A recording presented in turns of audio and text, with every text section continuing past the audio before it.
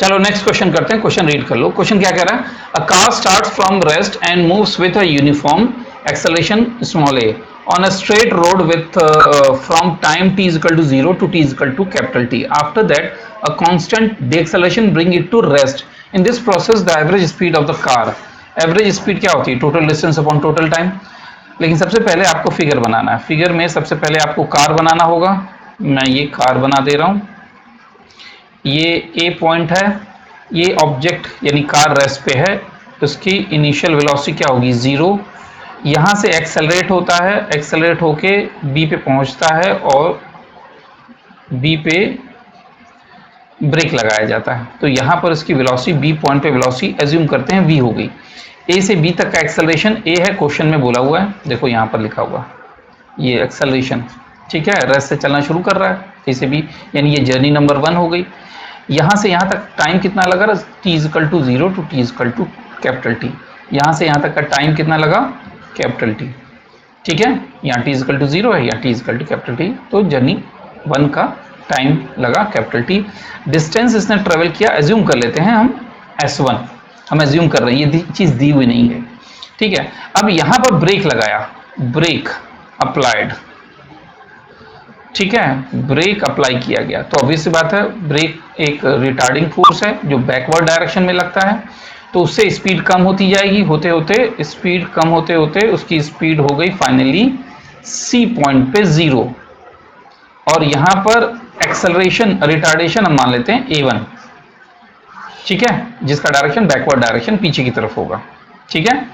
यहाँ पर यहाँ से B से C तक का टाइम हम कंसिडर कर लेते हैं T1 टाइम लगा, और डिस्टेंस कितना कवर किया हम मान लेते हैं B से C तक का डिस्टेंस है S2, करेक्ट है।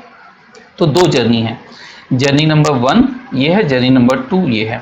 तो जर्नी नंबर 1 में अगर हम यूज करें v is equal to u plus a t, तो फाइनल वेलोसिटी कितनी है v, इनिशियल वेलोसिटी कितनी 0, एक्सेलरेशन कितना है a, और टाइम कितना लगा पहली जर्नी में यहाँ से यहाँ तक का कैपिटल T, तो v is equal to final velocity is equal to a into T होगा।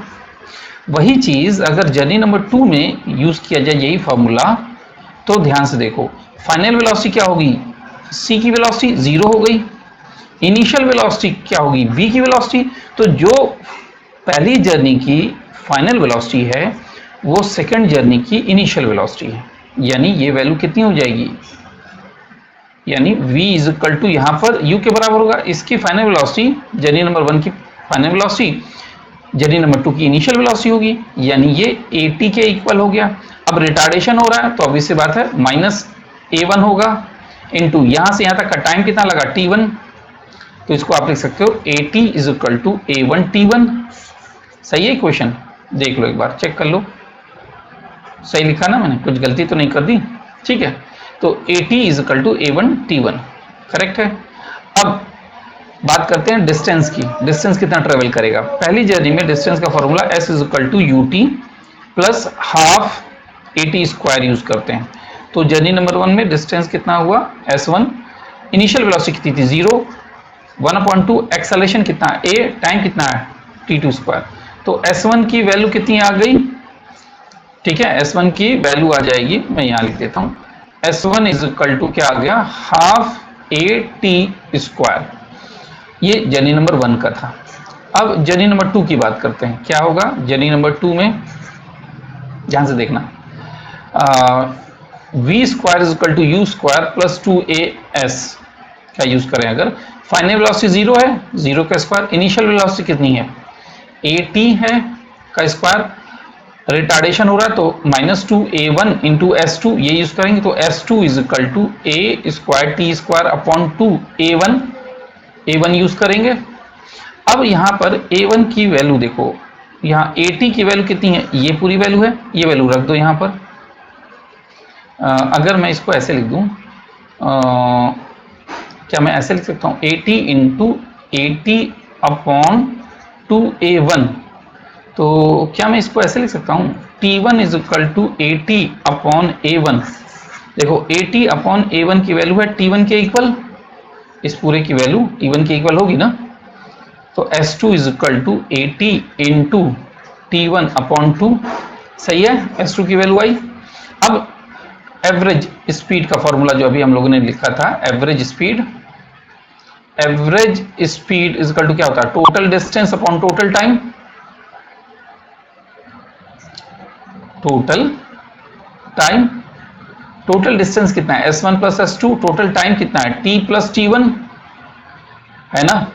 तो s1 की वैल्यू कितनी होगी, s1 की वैल्यू है ये half A T square, plus s2 की वैल्यू कितनी है A T into T one upon 2 upon T plus t1 average speed.